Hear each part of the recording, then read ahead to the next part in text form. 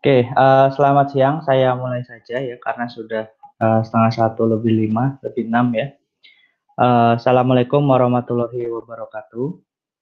Waalaikumsalam Waalaikumsalam warahmatullahi wabarakatuh. warahmatullahi wabarakatuh. Selamat siang untuk semuanya. Ya, sehat semuanya ya. Sehat ya. Sehat. Sehat, Pak. Sehat Pak, Alhamdulillah. Alhamdulillah ya. Semoga masih tetap semangat ya. Ini udah di pertemuan keempat. Saya akan coba presentasikan untuk materinya. Sebentar.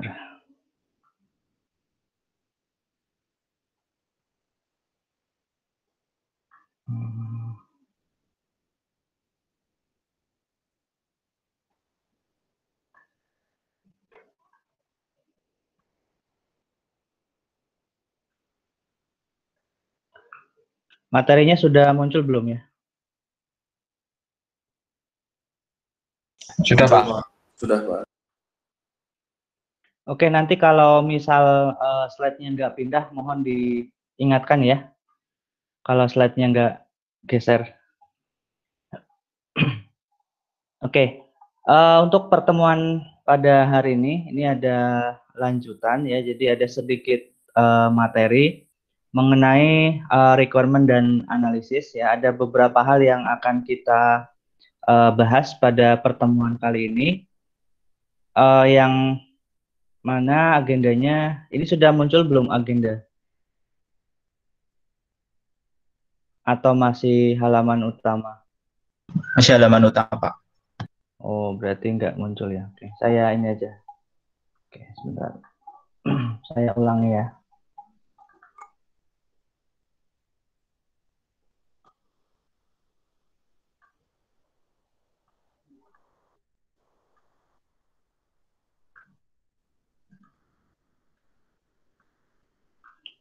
Kalau ini muncul ya.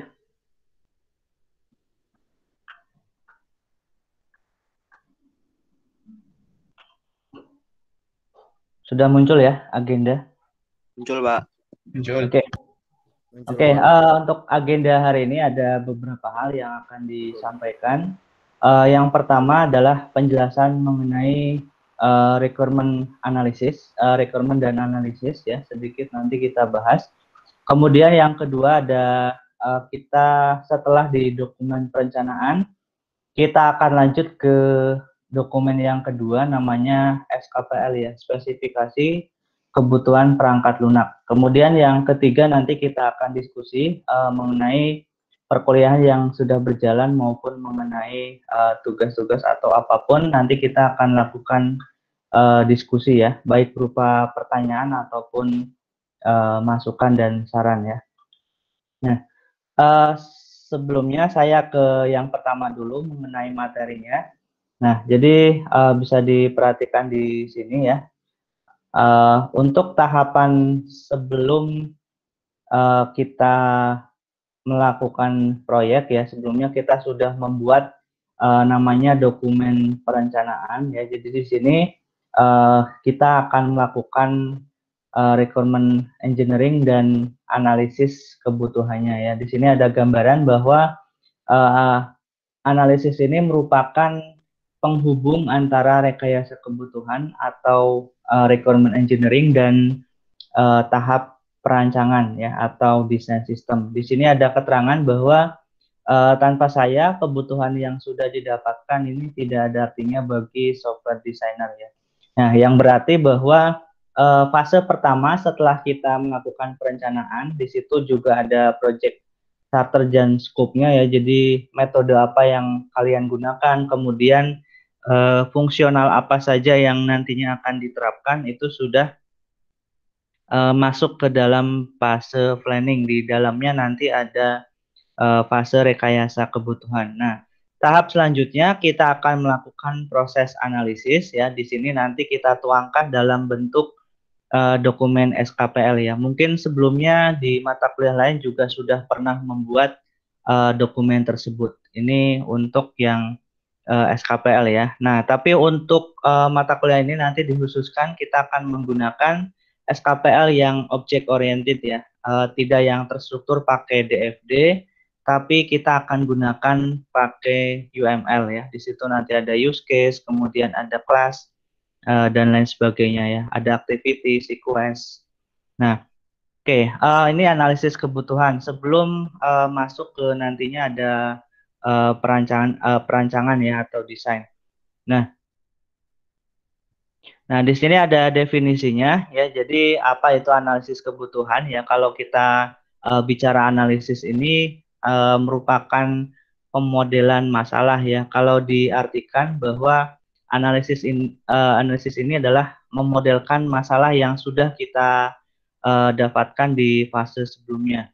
Nah, kalau kita definisikan lebih jauh bahwa analisis kebutuhan ini merupakan penguraian kebutuhan yang utuh ke dalam komponen dengan maksud. Nah, di sini saya kasih highlight ya. Jadi kita perlu mengidentifikasi, kemudian mengevaluasi permasalahan. Nah, kalian sudah ada kelompok, kemudian sudah ada topik apa yang akan dianalisis. Nah, di situ tentunya kalian akan menemukan masalah ya. Kira-kira masalah dalam pengembangan perangkat lunaknya seperti apa. Kemudian hambatan-hambatannya ya.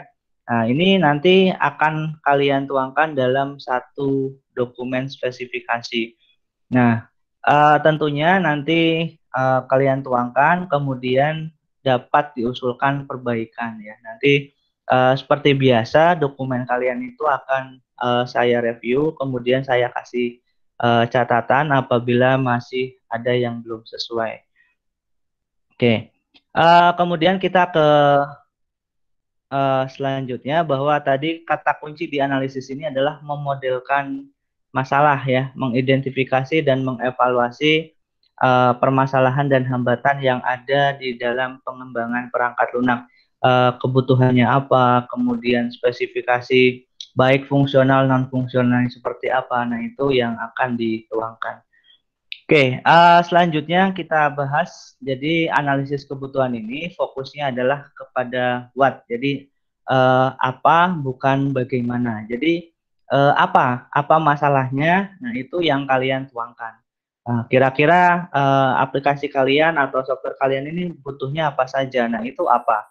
Bukan ini bagaimana cara membangun sistemnya, bukan seperti itu. Tapi kalau dianalisis ini lebih fokus pada apa sih masalahnya, apa yang kita temukan di dalam pengembangan sistem tersebut, kebutuhannya seperti apa. Nah, ini fokus pada what not how ya. Jadi fokus kepada apa bukan bagaimana ya.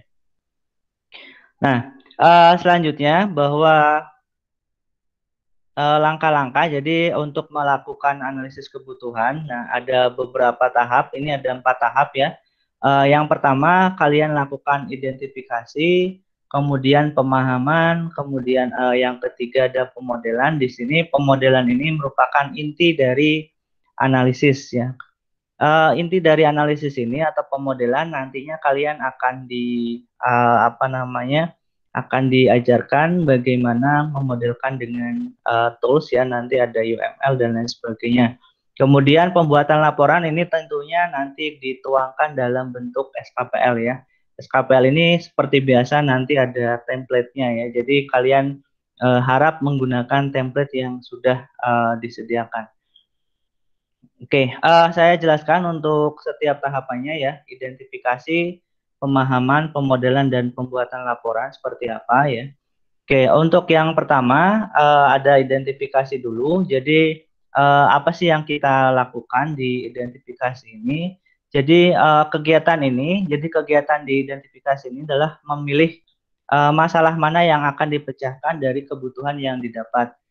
Kemarin di dokumen project charter dan scope kalian sudah bisa menuliskan beberapa fungsi-fungsi yang nantinya akan diterapkan ya di deskripsi fungsionalitas. Nah, itu nanti kalian bisa pecahkan di dalam SKPL kira-kira kebutuhan mana yang akan diterapkan. Nah, gitu. Jadi yang mana dulu biasanya kebutuhan intinya apa, kemudian kebutuhan penunjangnya seperti apa. Nah, itu di fase identifikasi ya. kemudian mungkin analisis softwarenya, hardwarenya, dan lain sebagainya. Kemudian yang kedua, pemahaman, bahwa pemahaman ini kalian perlu mempelajari dulu prosedur manual. Nah, kalian bisa studi kasus, misalkan ada beberapa kasus, misalkan membuat daftar barang yang ada di museum. Nah, itu nanti kalian pelajari seperti apa barang-barangnya yang ada di museum, kategorinya seperti apa. Kemudian misalkan pembelian tiket ke museum, saya kira ada ya di situ.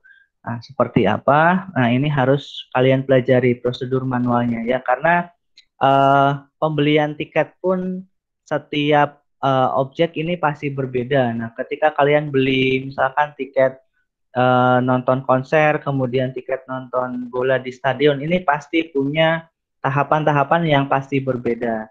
Nah, tentunya di sini kalian harus paham juga prosedur manual yang akan digunakan sebagai dasar dari pemodelan sistem ya. Kalian harus pahami dulu bahwa pembelian tiket kereta misalkan, kemudian pembelian tiket di konser, pembelian tiket misalkan di stadion ini punya prosedur-prosedur yang berbeda pastinya.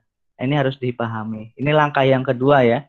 Kemudian langkah yang ketiga, nah ini pemodelan ya. Jadi core of analysis di sini, bahwa inti dari analisis ini ada pada pemodelan. Nah, untuk membentuk hasil pemahaman kebutuhan menjadi model atau alat bantu, nantinya kalian akan diberikan sebuah tools ya. Kita akan gunakan satu tools namanya Enterprise Architect ya. Ada beberapa nanti toolsnya bisa kalian download, kemudian tutorialnya juga sudah tersedia. Nah, di sini nanti saya fokuskan untuk analisis pemodelan menggunakan UML ya di object oriented. Kemudian yang keempat tentunya pembuatan laporan. Ini ada format standar ya. Format standar ini nanti ada template-nya berisi hasil-hasil dari setiap langkah analisis kebutuhan. Jadi di sini nanti dibuat dalam bentuk dokumen SKPL. Ini langkah-langkahnya. Nah, selanjutnya ada dua kebutuhan inti ya di dalam sistem itu. Yang pertama adalah kebutuhan fungsional dan yang kedua adalah non fungsional.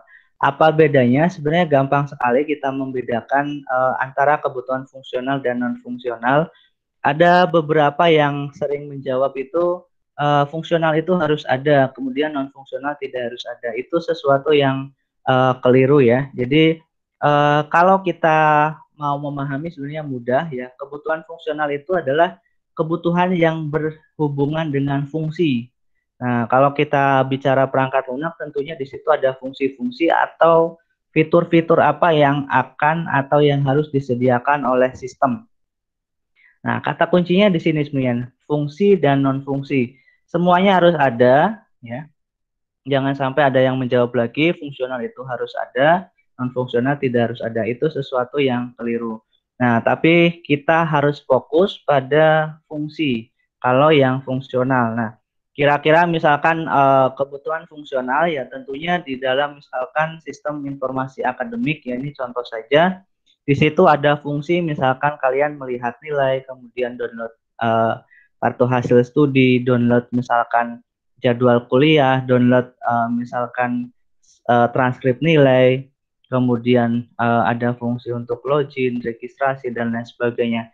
Itulah kebutuhan fungsional. Jadi fungsi-fungsi yang berhubungan dengan sistem ya.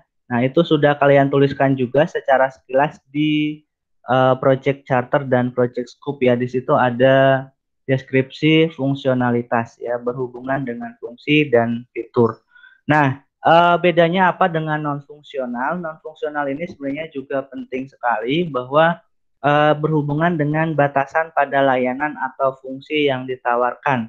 Nah, contohnya adalah batasan waktu. Misalkan waktu untuk login ini minimal berapa detik, maksimal berapa detik. Nah, itu harus ditawarkan di kebutuhan non fungsional. Kemudian batasan pada proses pengembangan, standar dan lain-lain. Nah, biasanya berhubungan dengan performa sistemnya, kemudian keamanan sistemnya. Jadi semua kebutuhan yang bukan fungsi itu nanti masuknya di dalam non fungsional. Ada juga misalkan availability, misalkan membangun sistem web. Web ini harus tersedia selama 24 jam dalam 7 hari 1 minggu. Berarti kan harus selalu tersedia, kecuali misalkan pada saat maintenance. Nah, di situ hubungannya dengan non fungsional.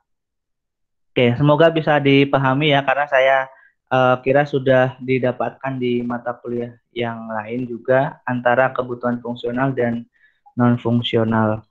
Nah, nanti kalau belum jelas bisa ditanyakan. Oke, terkait dengan dokumen, saya akan nanti memberikan satu template untuk dokumen SKPL, ya, spesifikasi kebutuhan perangkat lunak, ya. Jadi ini salah satu dokumen dalam rekayasa perangkat lunak digunakan sebagai dokumen dalam tahap analisis. Nah, untuk dokumen ini tentunya punya template sendiri. Nah, karena kita di Udinus nanti template-nya memang sudah ada, ya. Jadi jangan download punya kampus lain karena pasti berbeda. Ada sedikit perbedaan dan lain-lain. Nah, untuk Udinus nanti punya sendiri. Kalian bisa download nanti di Kulino, ya, di lampiran di situ. Oke, ini ya. Jadi SKPL ada di merupakan dokumen di tahap analisis. Oke, selanjutnya, nah nanti seperti biasa, ya, ada SKPL part 1.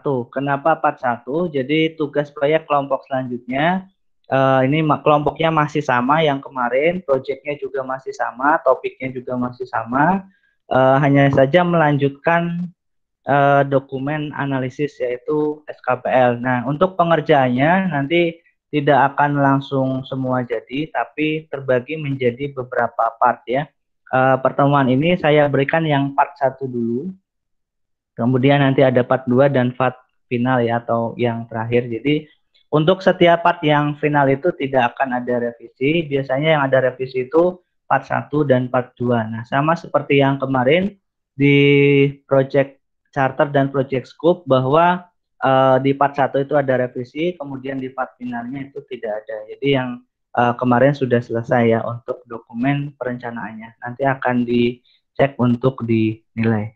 Kemudian untuk part 1 di sini dikerjakan sampai poin 321, ya. Untuk part 1 di poin 321 use case diagram, nanti batasannya di use case diagram. Nah, untuk tutorial pengisian juga sudah saya share di Kulino bagaimana cara mengerjakannya. Seperti biasa tutorialnya sudah ada, ya. Template-nya juga sudah diupload, jadi semuanya sudah lengkap. Untuk instruksi pengerjaan SKPL untuk lengkapnya biasanya ada yang bertanya kapan batas pengumpulannya. Nah, semuanya ada di Kulino, ya. Lebih lanjut di sana. Oke. Kemudian, nah ini untuk tutorialnya saya bagi menjadi 2. Tolong nanti dicek. Saya juga membuat untuk SKPL yang terstruktur, ya, atau bukan yang OO, ya. Jadi harus hati-hati karena ada 2 macam, ada object oriented dan ada yang terstruktur. Nah, kalian carinya yang object oriented part 1 itu sampai dengan use case diagram, kemudian part 2 sampai selesai. Nanti bisa dicek di sini, ya. Linknya kalau mau tahu nanti ada di Kulino, sudah saya berikan ke linknya langsung. Kalau kalian tidak mau nyari dengan kata seperti ini, bisa langsung ke linknya saja. Oke. Kemudian diskusi, kita ke diskusi. Silakan jika ada yang bertanya mengenai apa yang sudah saya sampaikan, ya, tidak hanya SKPL saja. Kemudian saya hanya mengingatkan jangan lupa juga untuk absen pertemuan hari ini di Kulino. Absennya sudah saya buka, kalian tinggal absen. Batas waktunya seperti biasa sampai 5 hari ke depan, ya. Oke, saya kira dari awal jangan sampai ada yang lupa absen karena waktunya lama juga menyebabkan lupa dan akhirnya terlewat. Nah, itu tolong jangan sampai seperti itu. Kalau bisa sekarang juga ya langsung absen saja biar tidak lupa. Oke, kita ke diskusi ya. Silakan jika ada yang mau ditanyakan. Saya buka pertanyaannya. Ya, silakan kalau ada yang mau bertanya. Kalau malu ngomong bisa di chat aja di sini.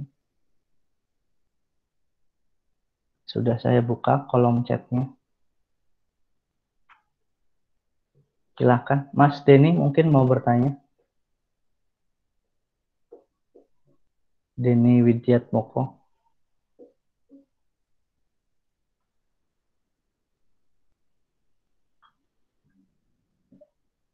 Atau mau diskusi yang sebelumnya mungkin bisa bertanya. Loh ini malah keluar Mas Denny.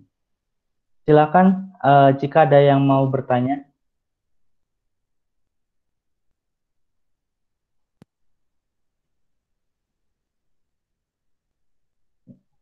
Malu atau gimana ini? Mas Kori mungkin mau bertanya.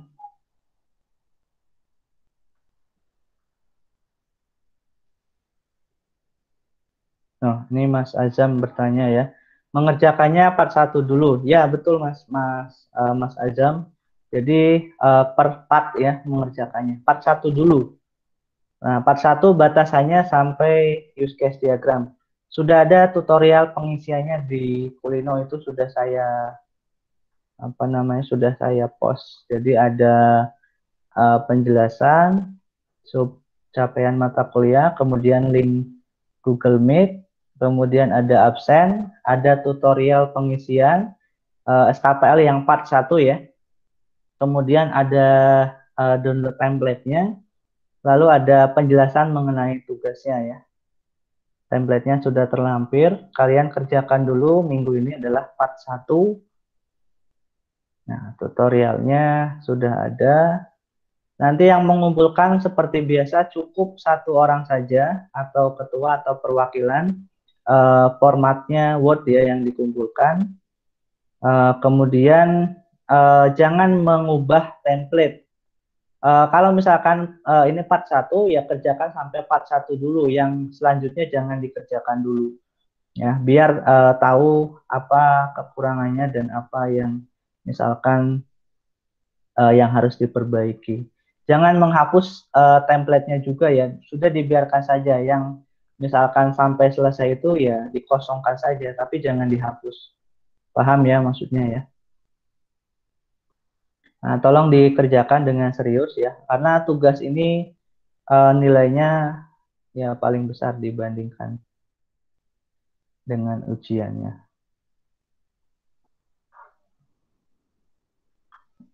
Ya, ada pertanyaan lagi selain Mas Azam? Ini gimana? Perkuliahannya menyenangkan atau bagaimana ini? Ada masukan-masukan mungkin bisa diutarakan di sini. Ada yang mau disampaikan, saran dan masukannya, silakan disampaikan. Pada senyap semua, jam-jam ngantuk ya siang ya. Ya, silakan kita, ini saya buka panel diskusi ya. Mau bahas apapun yang terkait mata kuliah silakan. Yuk, disampaikan saja.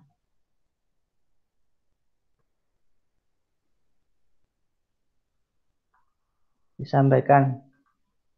Ada kekurangan apa atau misalkan ada yang kurang berkenan, mohon disampaikan. Ya.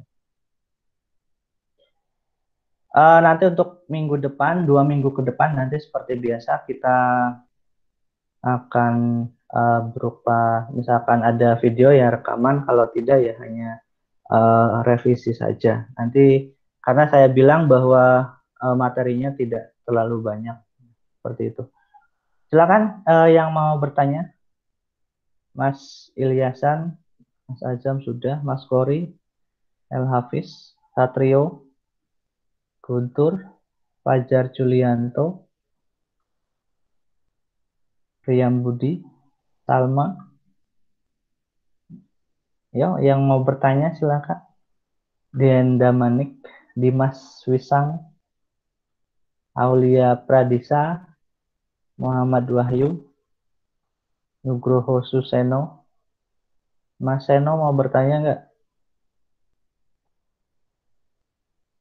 Marcelina Sukoco, Nizar Kurniawan. Nah, biasanya ini aktif nih Mas Nizar nih. Oh, nggak ada pertanyaan. Enggak Oke. dulu. Oh, nggak dulu ya. Ini ada pertanyaan dari Mas Denny. Mau tanya untuk template nanti prakteknya di lapangan ya, bukan perkuliahan, menyesuaikan masing-masing perusahaan. Ya, ya tentunya seperti itu Mas. Metode-metodenya pun, kemudian tahap-tahapannya pun bisa berbeda ya, tergantung perusahaannya. Bahkan kadang banyak yang tidak menggunakan template yang sama seperti di perkuliahan ya. Ya, jadi menyesuaikan tempat di mana nantinya kalian bekerja. Kalau di perkuliahan kan dunia akademis ya, kita belajar secara teori dan konsepnya. Nanti pada lapangannya atau pada kenyataannya ya nanti bisa berbeda. Gitu ya Mas, siapa tadi? Mas Denny. Ya. Kemudian Mas Danang Rifki mungkin mau bertanya. Mas Yesah Yazid Al Haidar. Ini lagi di pantai apa di mana? Backgroundnya di laut. Ya, Muhammad Rangga, Muhammad Farid, Bayu Setia, Mas Daviano nih. Biasanya bertanya. Ini masih magang ya, makanya kayaknya tidak ada pertanyaan. Yoga Sakti, Devin, Maulani Nur Aulia, Muhammad Mulia, Septian Adi. Ya, apa karena direkam jadi malu? Ya, silakan bertanya ya. Pertanyaan ini nanti dicatat ada nilai keaktifannya. Tidak hanya ini kan tidak hanya yang seperti biasa di YouTube, tapi di sini juga ada nilai keaktifan. Ini lumayan nih 2 orang sudah dapat nilai.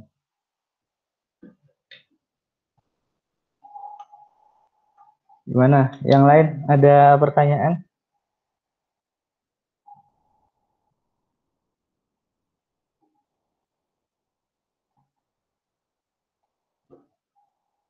Yuk, keaktifan saya hitung loh.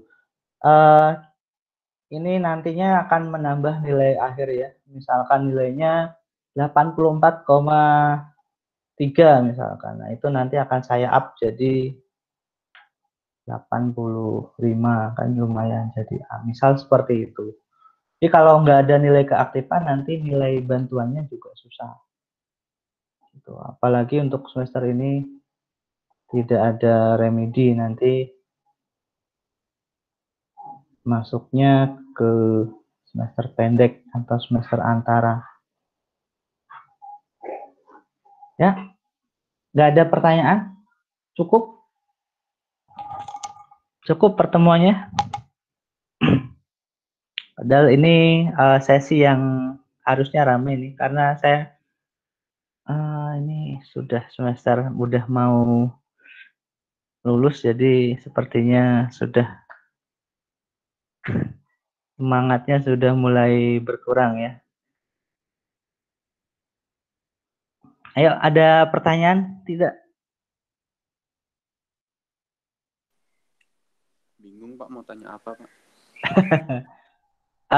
Bingung itu bisa jadi 2 alasan. Yang pertama memang apa yang saya jelaskan tidak jelas, atau yang kedua memang tidak ada pertanyaan.